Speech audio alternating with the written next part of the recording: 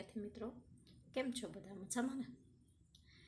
અગાઉના લેક્ચરમાં આપણે ભણી ચૂકેલા છીએ.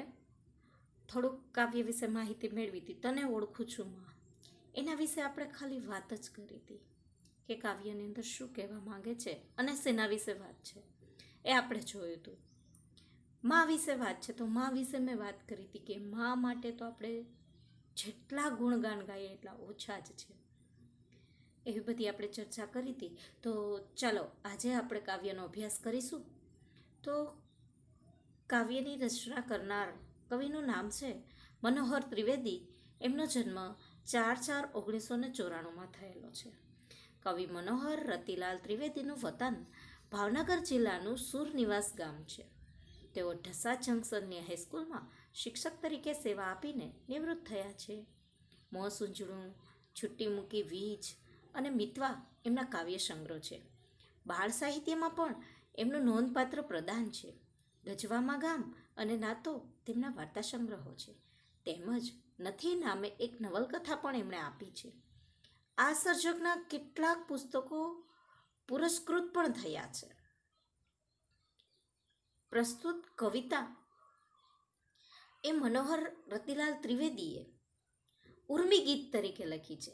એટલે કે પ્રસ્તુત કવિતા છે એનો સાહિત્ય પ્રકાર છે ઉર્મી ગીત. અહીં કાવ્યની અંદર કવિએ માતૃમહિમા ગાયો છે કે વિનમ્ર ભાવે માતાના ગુણોનું એને વર્ણન કર્યું છે, સ્વીકાર કર્યો છે કે માના ગુણ છે એ અસહ્ય છે. માતા છે અસહ્ય પીડા સહન કરીને બાળકને જન્મ આપતી હોય છે.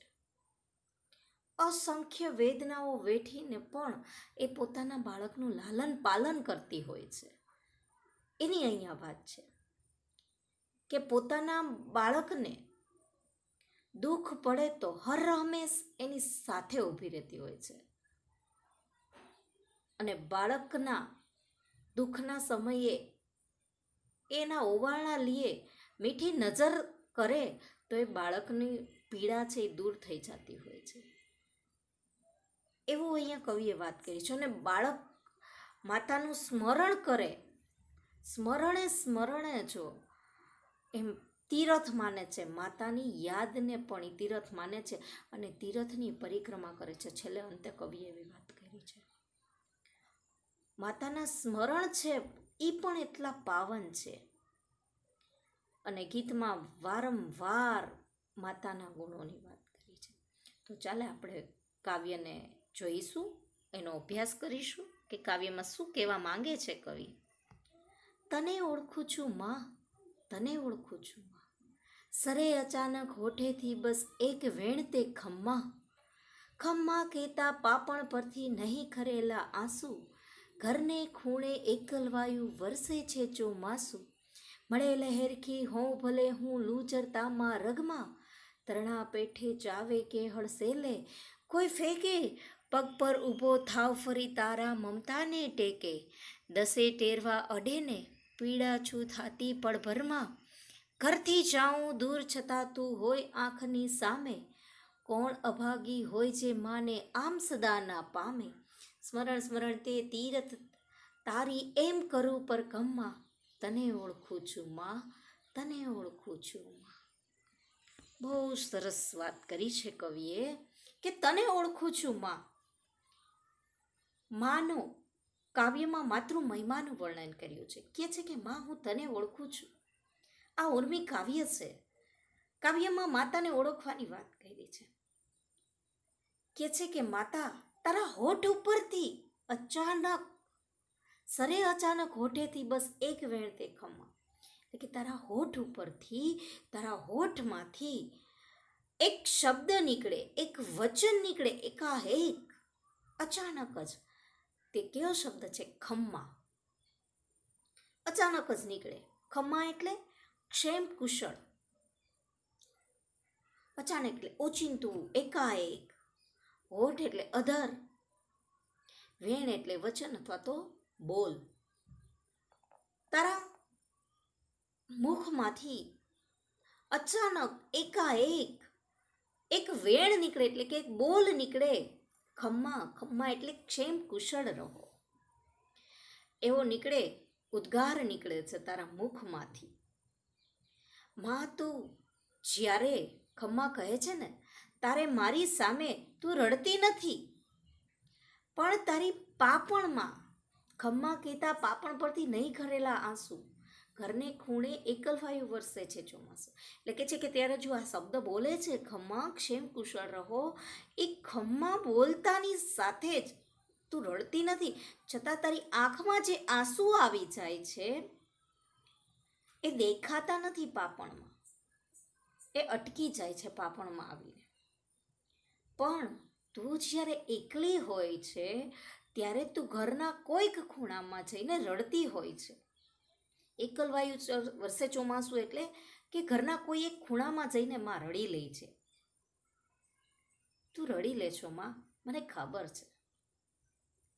મળે લહેરકી હોઉં ભલે હું લૂ જરતા માર્ગમાં, એટલે કે માં ઉનાળાની લૂ, વૈશાખી બપોરનો ભરભરતો તડકો, તાપની જે લૂ હોય છે, એ લૂની માફક જ્યારે મારા પર મુસીબત આવતી હોય છે ત્યારે તારી એક મીઠી મમતાની લહેરખી, એટલે ધીમો પવન, લહેરખી એટલે ધીમો પવન મારી સામે આવી જાય છે, મને મળી જાય છે, તારી મમતાની લહેરખી મને મળે છે.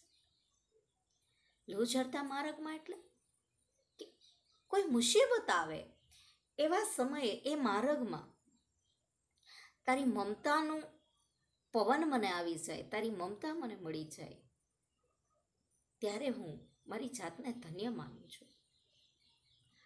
આગળ શું કહે છે? તરણા પેઠે ચાવે કે હળસેલ,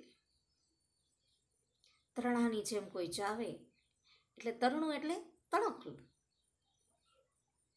તણખલાની જેમ જીવનમાં મુશ્કેલી આવે ત્યારે, જીવનમાં તણખલાની જેમ મને જીવનમાં મુશ્કેલી આવે ત્યારે પીડા સહન કરવી પડે છે મારે, કરવાની થાય.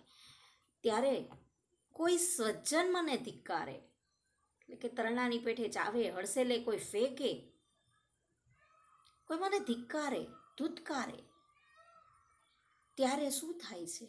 પગ પર ઊભો થાવ ફરી તારી મમતાને, કે જ્યારે કોઈ મારી ઉપેક્ષા કરે, કે કોઈ મને ધિક્કારે, કે મને તરણાની જેમ ચાવીને ફેંકી દે, કે મારી ઉપેક્ષા કરે, મને કોઈ બોલાવે ને, ત્યારે એવા સંજોગોમાં માતા, એવા સમયે હું તારા મમતાના ટેકે જ પાછો ઊભો થાઉં છું.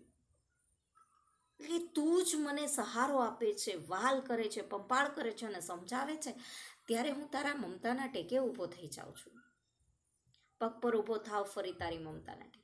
જ્યારે આવી કપડી પરિસ્થિતિ આવે, એવા સંજોગો આવે, એવો સમય આવે મારા જીવનમાં કે પીડા સહન કરવી પડે, કે જ્યારે કોઈ મને ધક્કે મારીને હળસેલી મૂકે, ધિક્કારે, મારી ઉપેક્ષા કરે, મારી અવગણના કરે, ત્યારે કોઈ મારો સાથ ન આપે, ત્યારે હે માં, તારા મમતાના ટેકે જ હું ફરી પાછો ઊભો થાઉં છું અને મને હિંમત મળે છે ફરી પાછું આગળ વધવાની. દસે ટેરવા અડેને પીડા છું થાતી પળભરમાં. શું કહે છે?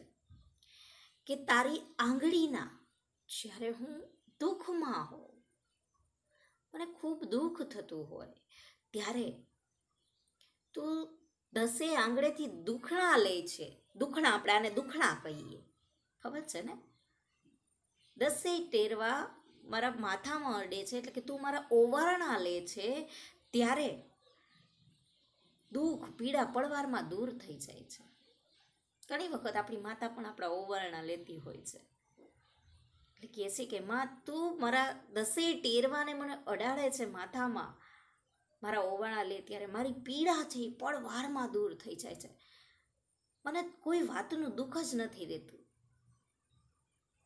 કારણ કે તારી સ્પર્શ માત્રથી મારું બધું જ દુઃખ દૂર થઈ જતું હોય છે.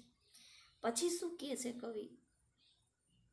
ઘરથી જાઉં દૂર છતાં તું હોય આંખની સામે. કે છે કે હું ઘરથી ગમે તેટલો દૂર જાઉં, પણ માં, તું મારી આંખની સામે જ હરહંમેશ રહેતી હોય છે. મને તું જ દેખાય, તારો ચહેરો જ મારી આંખની સામે જ તરવરતો હોય છે. દેખાતો રહે છે મને. કોણ અભાગી હોય જે માને આમ સદાય ના પામે? કોણ એવું અભાગ્ય એટલે કમનસીબ, અભાગ્યું કહે, કમનસીબ કહે કે જેનું નસીબ સારું ન હોય એવું કોણ અભાગી હશે કે જે માતાને ન પામી શકે, જેને માતાનો પ્રેમ ના મળી શકે એવું કોણ હશે? કોક જ એવું હોય કે જે ભાગ્ય વિનાનું હોય, જે માનો પ્રેમ ના પામી શકે. અને એ ખરી વાત જ છે કે જેને મા બાપ નથી ને એને ક્યારેક તો પૂછીએ ને કે માં શું કહેવાય, તો એને ખુદને ખબર નથી હોતી માનો પ્રેમ કોને કહેવાય. નસીબદાર છીએ આપણે બધા કે આપણી બધા પાસે માતા પિતા છે. ક્યારેક તો જઈને જોવો અનાથાશ્રમમાં રહેલા બાળકોની હાલત શું છે. માં કોણ, બાપ કોણ, એને કશી જ ખબર નથી હોતી. એનો પ્રેમ શું કહેવાય, એના લાડ કોડ આપણે એની પાસે કેમ કરવા, એ કાંઈ એને ખબર નથી હોતી. અને આપણે તો હર હંમેશ જેની સાથે રહીએ છીએ, આપણી જીદ, નાની નાની જીદ એની પાસે મનાવતા હોઈએ છીએ કે નહીં મમ્મી આમ નહીં આમ કરી દે, મમ્મી આમ નહીં આમ કરી દે. આખો દિવસ મમ્મી મમ્મી મમ્મી, માં માં માં જ કરતા હોઈએ છીએ. એ માં શબ્દ શું છે કે જેને માં નથી ને એને ખ્યાલ હોય. એની મમતા શું છે એ તરસતા હોય છે. એટલે જ કીધું છે કોણ અભાગી હોય જે માને આમ સદાય ના પામે. એવું કોણ કમનસીબ છે, કોણ એવું અભાગ્ય છે ભાગ્ય વિનાનું, એવું તો કોક જ હોઈ શકે. સ્મરણ સ્મરણથી તીરથ તારી એમ કરું પર કમ્મા તને ઓળખું છું. છેલ્લે બહુ સરસ કવિએ વાત કરી છે કે માતા મારે મન તો તારા સ્મૃતિનું તીર્થ રૂપ છે. તારી સ્મૃતિ છે, તારી દરેક સ્મૃતિ એ મારે તીર્થ રૂપ છે.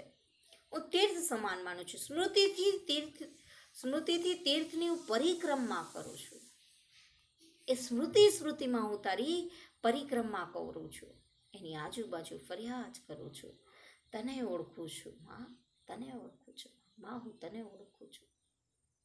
આ કેટલી સુંદર વાત કરી છે કવિએ કે માતા છે એ હંમેશા બાળકનું ક્ષેમ કુશળ જ ઈચ્છતી હોય છે.